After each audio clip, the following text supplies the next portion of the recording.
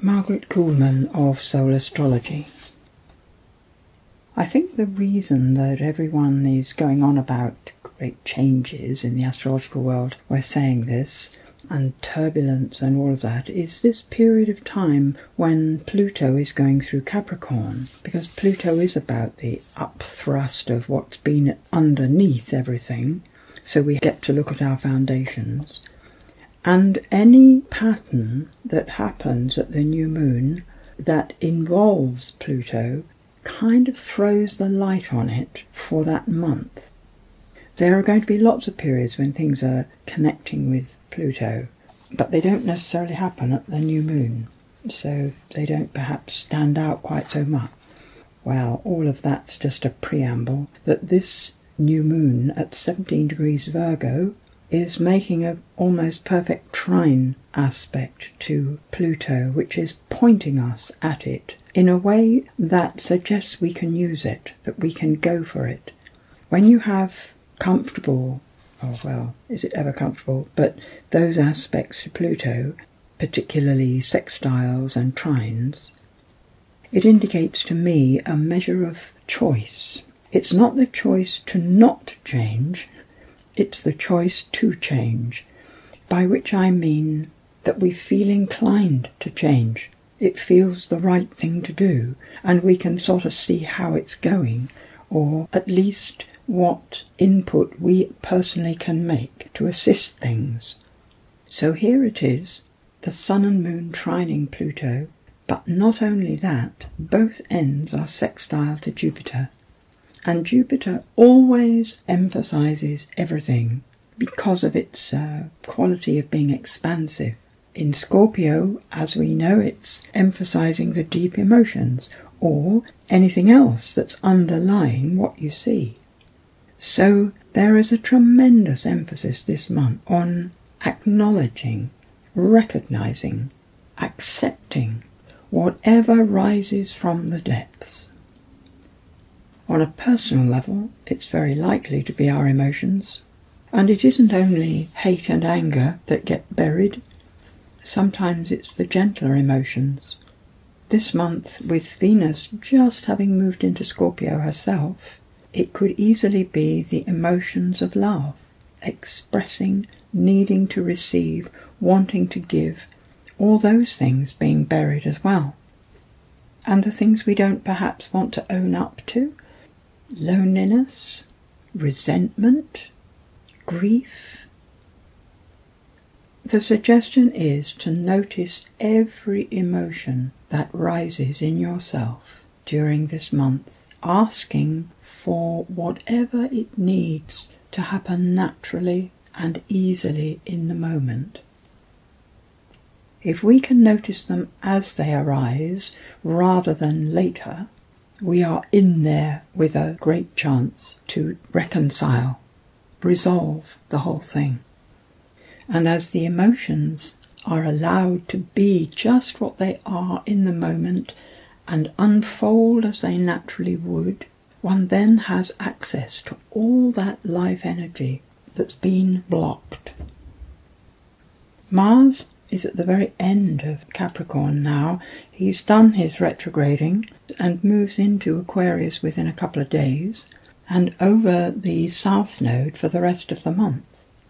Mars being our energy system, our motivation, the solar plexus in the body.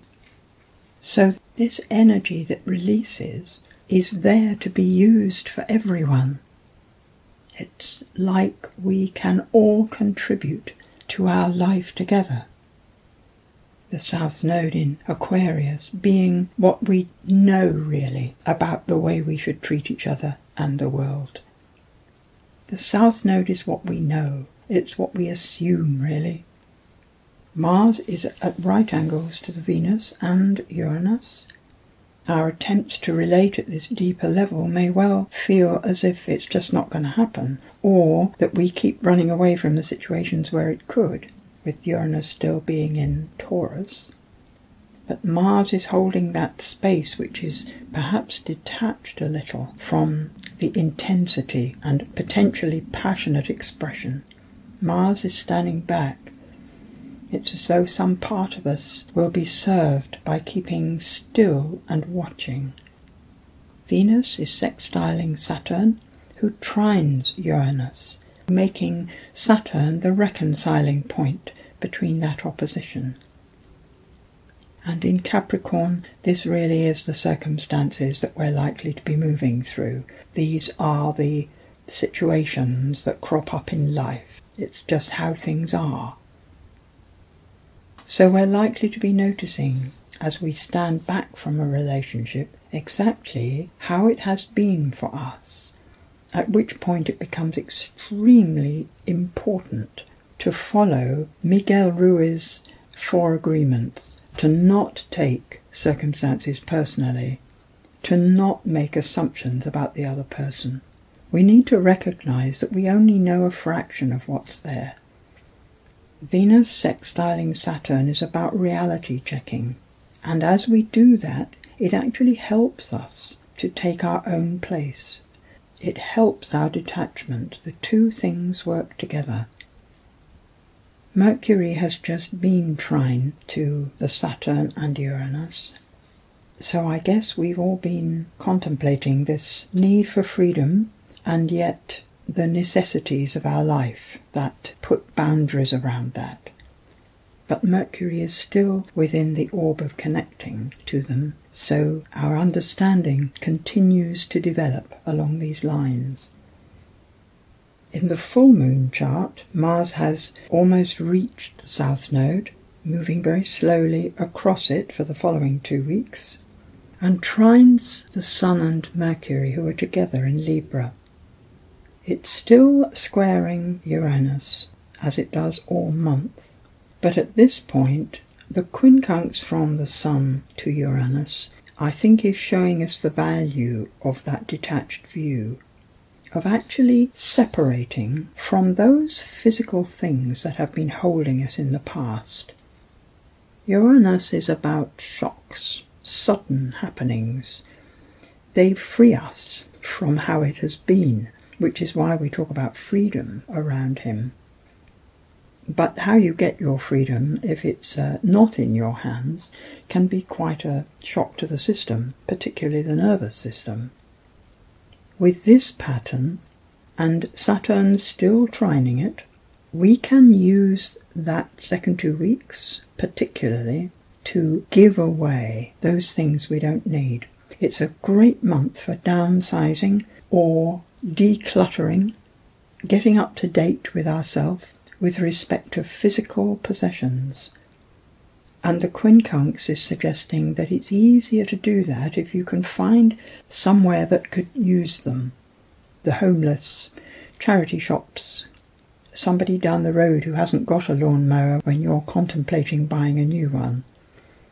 Whatever it is, the added bonus to linking your decluttering with the community is more connection, more relationship. Venus is moving forward into a trine with Neptune, so there's more likely to be empathy, easier to share when that kind of connection is around, never assuming that somebody needs what you have or what you want to give them, always checking first, and taking care not to hold anyone's responses against them, because we are all struggling within our own bubble of understanding, our own set of perceptions. We all get things wrong from time to time at least. Opposite to the Sun and Mercury, of course, we have the Moon, but also Chiron. Both are at right angles to Saturn. The suggestion is that there will be situations that are quite hard, and it will need us to pull together. The north node of the Moon is moving backwards, as it does, into a perfect trine with Chiron, which makes Chiron sextile to Mars over the south node. Sun and Mercury sextile the north node, trine the south node. This potential dilemma between how much am I entitled to and how much do I need to give to the community, or how much do I want to give, that dilemma is exactly the step that the whole of humanity is taking at the moment, dealing with that, being part of the group and yet being individual, being a one-off and being part of the one. It's the kind of paradox that I think the truth likes to show us. And because we can't necessarily get our heads totally around how it works, it doesn't mean that it's not true. Where the planets move at the time is like astrological weather. We're all subject to it. It's the same for all of us. We're all struggling with the same human issues, but each in our own personal way. Each finding our solution, which adds to the solution of the whole. Take care of yourself and enjoy finding out what defines you in your life, what you really need. Love is everywhere, so let all your clearance reveal it in yourself. Dear ones, very dear in the conscious cosmos, hold on to the raft of your spiritual friends. Each person is a part of your group, and maybe of many groups. The rafts are bobbing on the waves, sometimes threaten to overturn, and there are other groups nearby who will reach out to pull all on board. You may find yourself on a raft you knew nothing about, and will find their old friends to support you. Everyone is on the sea of changes just now, and the storm is at its height. Relax into the movement, become what you can be, and trust that the ocean is only responding to earthquakes deep below. Have compassion for each other and tolerance for the sea. There is no plan to drown you all, just the movement of evolving souls. Hold on to the raft of your dearest friends and know that each raft is guided by angel hands. Have patience. Roll with the waves. The storm will pass, and you will be washed up on a new shore.